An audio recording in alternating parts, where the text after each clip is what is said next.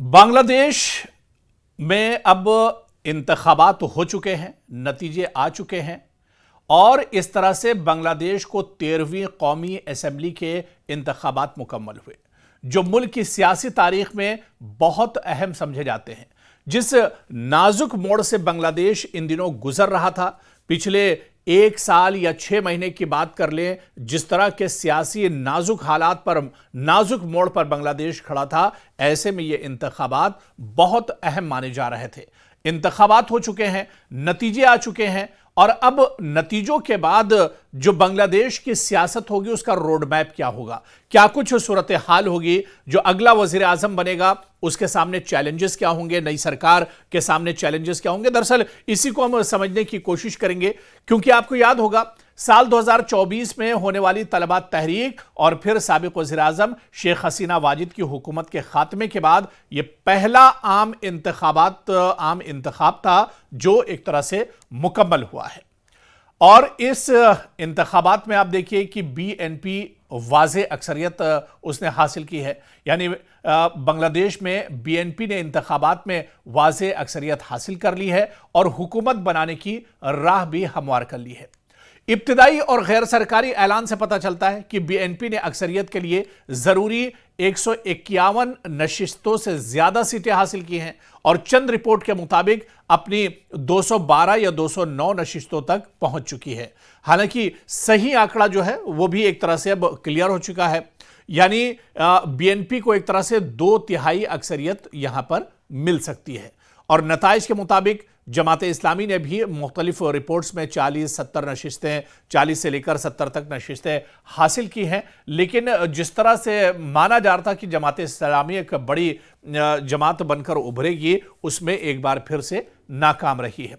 इसके बाद आप देखिए कि जो इंतखाबात मुल्क के नज़रियाती और सियासी तवाज़ुन में भी बड़ी तब्दीली का बायस बने हैं, क्योंकि बीएनपी की क़यादत में तारिक रहमान जैसे रहनुमा हुकूमत बनाने जा रहे हैं और यह माना जा रहा है कि बांग्लादेश के अगले वज़ीर आज़म जो होंगे, पीएम जो होंगे, वो तारिक रहमान होंगे। खालिदा जिया के बेटे हैं, जो तवील अरसे से बैरून मुल्क में थे और एक तरह से जिला वतनी की जिंदगी गुजार रहे थे। यानी आप देखिए कि तारिक रहमान की जिंदगी में कितना बड़ा बदलाव हुआ है, कहां वो जिला वतनी की जिंदगी गुजार रहे थे, बैरून मुल्क में थे और अचानक बांग्लादेश वापस आते हैं। बांग्लादेश में जिस तरह के हालात थे और आते ही किस तरह से कायाकल्प हुआ है, या ये कहा जाए कि उनकी पूरी की पूरी जिंदगी एक तरह से पलट गई है।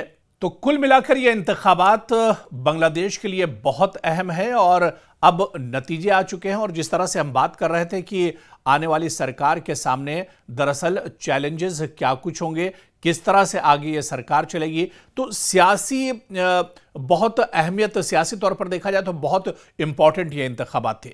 ये इंतखाबात दरअसल बांग्लादेश का पहला हकीकी मुकाबला कहा जा रहा है, जिसमें आम वोटरों ने आज़ाद माहौल में वोट डाला और पुरअमन यहां पर पोलिंग हुई। तालिब इल्मों और नौजवान नस्ल की बड़ी तहरीक यानी जेनजी ने गुज़िश्ता बरस मुल्क भर में सियासी महाज पर तब्दीली का रास्ता बनाया, जिसका असर इस इलेक्शन में भी वाज़े तौर पर देखने को मिला है। वहीं पर शेख हसीना की पार्टी अवामी लीग इलेक्शन में हिस्सा नहीं ले सकी, जिसकी वजह से सियासी मैदान बीएनपी और जमाते इस्लामी यानी इत्तेहादियों के दरमियान एक तरह से रह गया। और यह बात इस इलेक्शन को दीगर इंतखाबात से मुख्तलिफ बनाती है, क्योंकि अवामी लीग 2 दहाइयों तक बांग्लादेश की सियासत में सबसे मजबूत पार्टी रही है। अब सवाल यह उठता है कि बीएनपी सरकार बनाने जा रही है, तारिक रहमान अगले वजीर आजम बनने जा रहे हैं, जिस तरह से जो नतीजे आए हैं, लेकिन बीएनपी के सामने, सरकार के सामने चैलेंजेस क्या होंगे, यह सवाल सबसे अहम है। अब चूंकि बीएनपी बरसरे इख्तिदार आ रही है, इसके सामने बहुत से चैलेंजेस होंगे। सबसे बड़ा चैलेंज मुल्क में सियासी इत्तेहाद और इस्तेहकाम है। बीएनपी को लाजमन मुख्तलिफ सियासी जमातों, सीनियर सियासी रहनुमाओं और रियासती इदारों के साथ सियासी तवाज़ुन एक तरह से बरकरार रखना होगा। अगर बीएनपी अपनी अक्सरियत की ताकत मुनासिब अंदाज में इस्तेमाल न करे तो अवामी तवक्कुआत पूरे नहीं होंगे।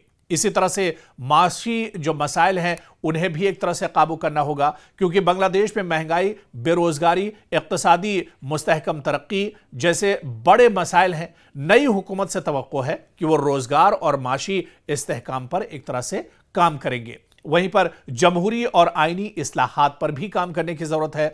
रेफरेंडम में मंजूर होने वाली इस्लाहात को अमली तौर पर नाफिज करना होगा। आईनी और कानूनी निज़ाम के लिए बहुत बड़ा चैलेंज होगा, खासतौर पर जब इसे जमहूरी इस्तेहकाम और अदलिया की आज़ादी के तनाजुर में एक तरह से देखा जाए। वहीं पर अपोजिशन का भी किरदार अब यहां पर बहुत अहम हो जाता है। जो सियासी सूरत हाल एक तरह से बांग्लादेश के अंदर है, जमात इस्लामी जैसे हिज़्ब मुखालिफ ग्रुप ने काफ़ी नशिस्तें हासिल की हैं। इन्हें पार्लियामेंट में मजबूत और जिम्मेदार अपोजिशन किरदार अदा करना होगा ताकि सियासी तवाजुन एक तरह से मुल्क में बरकरार रह सके। वहीं पर इलाकाई और बैनुल अक़वामी जो चैलेंजेस हैं उन्हें किस तरह से देखा जाए, क्योंकि ये इंतखाबात जुनूबी एशिया में तवाजुन ताकत को भी मुतासिर करेंगे।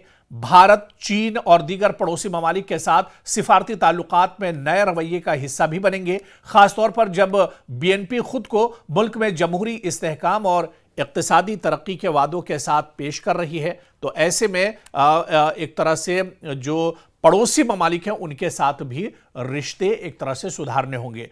पिछले दिनों जिस तरह से माइनॉरिटीज़ पर बांग्लादेश में निशाना साधा गया, जो हिंदू बांग्लादेश में है उन्हें काफ़ी परेशान किया गया, जिसकी वजह से भारत और बांग्लादेश के दरमियान भी ताल्लुकात कशीदा हुए। हालिया दिनों जो आलमी कप, क्रिकेट आलमी कप चल रहा है, भारत में बांग्लादेश की टीम ने खेलने से मना कर दिया और यहाँ तक कि वो आलमी कप के स्क्वाड से भी बाहर हो गई, आलमी कप में भी वो हिस्सा नहीं ले पाई है। यानी एक कशीदगी पिछले दिनों भारत और बांग्लादेश के दरमियान देखी गई। लेकिन अब नई सरकार है, आपको याद होगा कि नई सरकार जब नतीजे आए, नतीजों के बाद एक तरह से तारिक रहमान जो BNP के चीफ हैं उन्हें वज़ीर आज़म नरेंद्र मोदी ने भी बाकायदा ट्वीट करके मुबारकबाद दी है इस जीत पर और शानदार कारकर्दगी पर।